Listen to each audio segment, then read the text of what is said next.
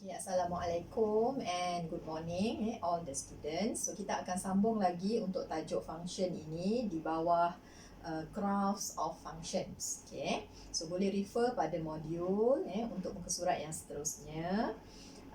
We can use the graph of an equation in x and y to determine whether y is the function of x. Okay, jadi sekarang kita akan cuba untuk sketch satu graph ataupun satu equation dalam x dengan y, dan kita nak menentukan bahawa adakah y itu is a function of x. Okay, to determine whether or not an equation in x and y defines a function, we can use the vertical line test. Okay, so yang kita akan gunakan ini adalah vertical line test. Vertical tu maksudnya apa? Vertical tu adalah menegak. So kita akan melukiskan satu garis menegak untuk menentukan ke atas satu graf, untuk kita menentukan bahawa adakah graf itu merupakan suatu function ataupun bukan. So this is what we call the vertical line test. If there is only one intersection point, then the equation will define a function. Jadi dalam nombor 2A tu kamu boleh lukiskanlah gambar ini. Katalah cikgu ada graf y sama dengan x kuasa 3. Graf y sama dengan x kuasa 3. How to sketch this graph? So untuk graf kubik ini kita akan ada grafnya beginilah. Y sama dengan x kuasa 3. Jadi sekarang ni saya nak menentukan adakah y ni is a function of x. So what should I do? Saya kena melukiskan satu garisan yang parallel to the y axis. Maksudnya dia adalah satu vertical axis lah. Saya akan lukiskan macam ni, satu garisan yang selari dengan paksi y ini, dan saya dapati bahawa garisan ini dia akan intersect the graph at one point only. So kalau katakan if there is only one intersection point, then the equation defines a function. So dalam case ini kita ada only one intersection point menggunakan vertical line test.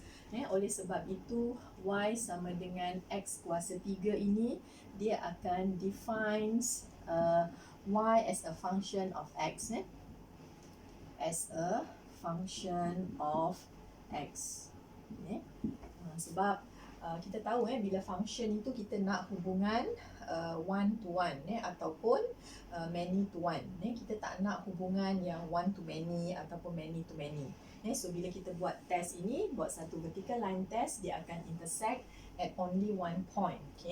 Ataupun mungkin kalau graf yang kamu biasa, last time kita ada graf y sama dengan x squared. Graf y sama dengan x squared macam ni, y sama dengan x squared. So kalau cikgu lukiskan satu vertical line test, as usual, katalah cikgu lukiskan dekat sini, jadi dia juga akan intersect only at one point. Ini menunjukkan bahawa y is a function of x.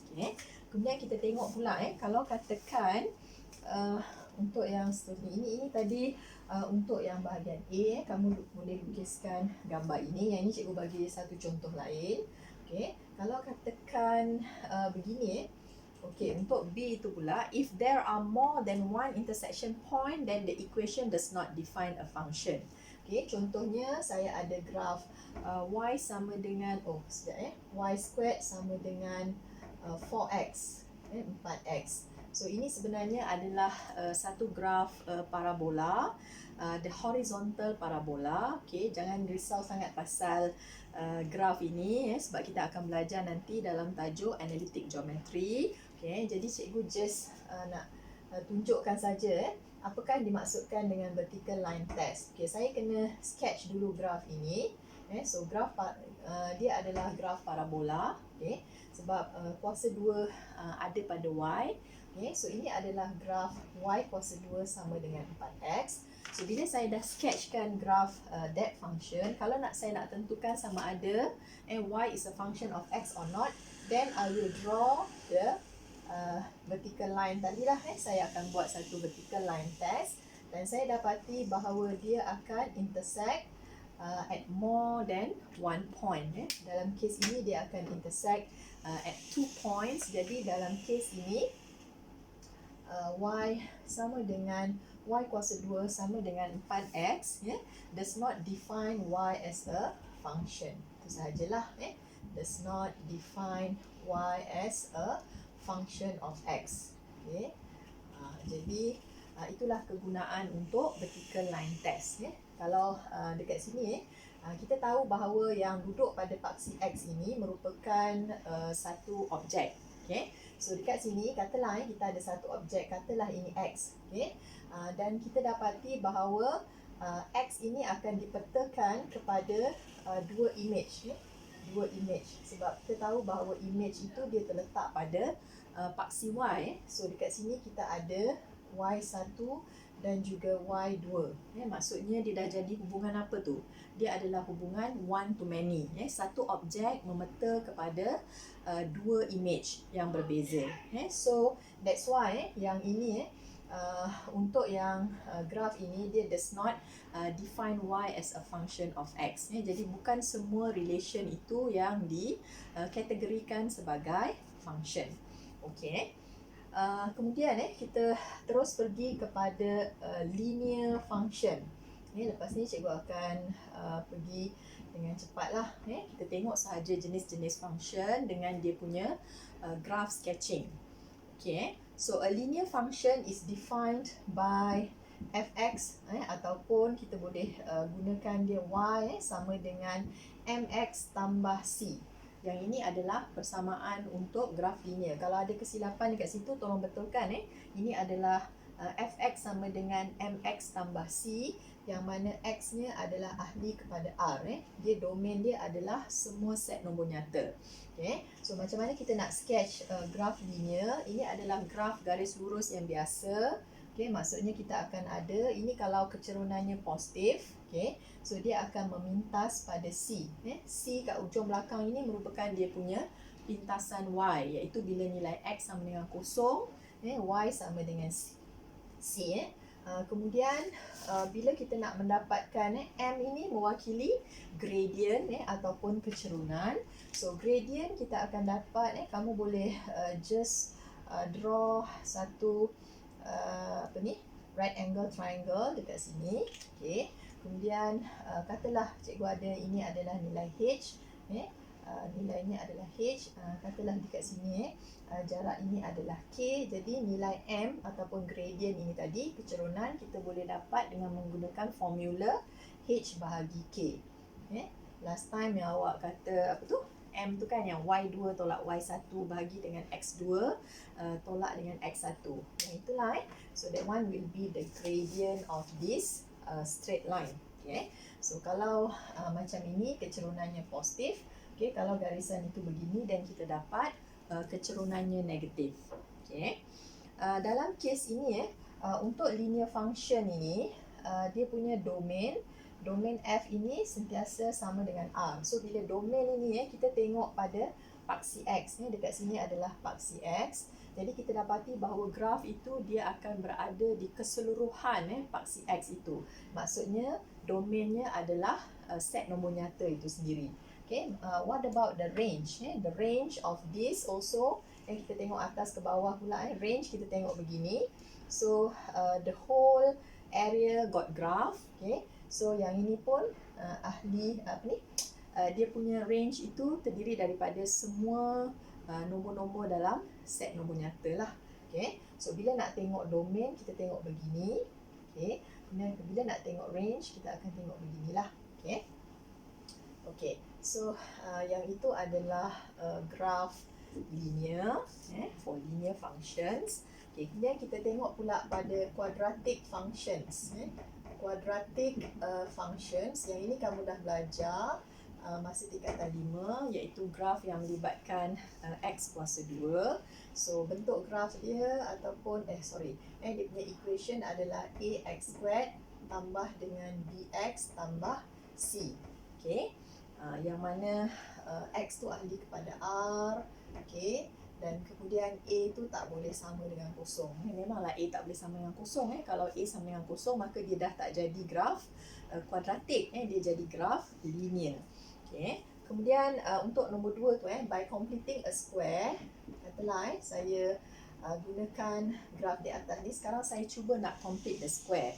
Okay, biasanya kalau kamu complete the square, kamu akan factorize kan? Keluarkan dulu. Kita tak nak ada A sebagai apa kali kepada X squared. Kita nak satu kan? Kali kepada X squared. Jadi saya keluarkan A ni. Maknanya saya akan ada X kuasa 2 tambah B over A X kemudian tambah dengan C over A.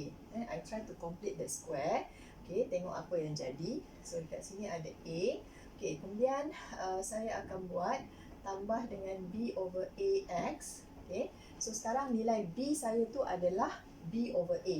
Yang ini adalah B saya. Kemudian saya akan tambahkan dengan B per 2A kuasa 2. Kita bahagi lagi.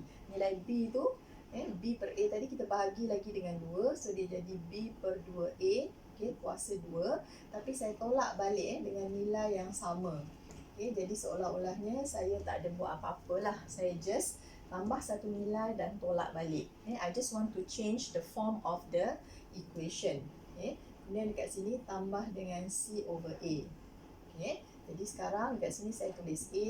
So yang dekat depan ini saya boleh complete the square. So dia akan jadi, okay, saya ambil X kat depan ni. Kemudian tambahkan dengan B per 2A yang hujung kat belakang kuasa 2. Okay, kemudian kat sini tolak. Yang ini adalah B squared per dengan 4A squared. Kemudian tambah C over A. Okay. Selepas itu saya akan expand. Saya akan expand benda ni. Macam ni saya darab balik. Okay, sini darab semula dengan yang di sini. Dua-duanya. So finally dia akan jadi A X tambah B per 2A kuasa 2. Kemudian ini bila kita darab dengan A, so B squared, hilang satu A kat bawah kan. Okay, kemudian yang ini pula tambah C, hilang A lah. Dua-dua ni saya dah darabkan dengan A. Okay, so saya dapat bentuk begini. So yang ini adalah dalam bentuk complete square. So kita tahu kalau katakan nilai A dia positif, A nya lebih besar daripada kosong, so kita akan ada satu graf senyum lah. Graf senyum macam ni graf senyum. Kalau katakan A yang less than 0, dan kita ada graf yang pusing terbalik. Okay, so bila satu graf senyum ini, maknanya kita akan ada satu minimum point. Okay, so you all can read from here. Kan, last time ada formula yang A X tambah H kuasa 2 tolak dengan K. So the minimum point adalah apa dia kan? Kalau tolak kat sini jadi HK kan? Okay. Jadi dekat sini apakah titik minimumnya? Titik minimumnya adalah negatif B per 2A. Kemudian yang dekat sini adalah saya yang ekor dekat belakang ni merupakan dia punya koordinat Y. So saya akan ambil C tolak B squared bahagi dengan 4A. Okay, so that's the minimum point. Okay, so same goes kalau katakan A dia nanti kita tengok dulu yang ini. Jadi macam mana dengan graf ini? Kalau katakan kita nak mencari domain, domain dia adalah R. Okay, tapi kalau untuk range maksudnya kita punya graf nanti dia akan sentiasa macam ni lah. Okay, kalau saya lukiskan grafnya, kita ada titik minimum macam ni. Kat sini adalah titik minimumnya. Maka dia akan sentiasa lebih besar atau sama dengan nilai titik minimum, iaitu Y-nya dengan keadaan Y-nya sentiasa lebih besar atau sama dengan C tolak B squared bahagi dengan 4A. Okey, sekejap nanti saya sambung.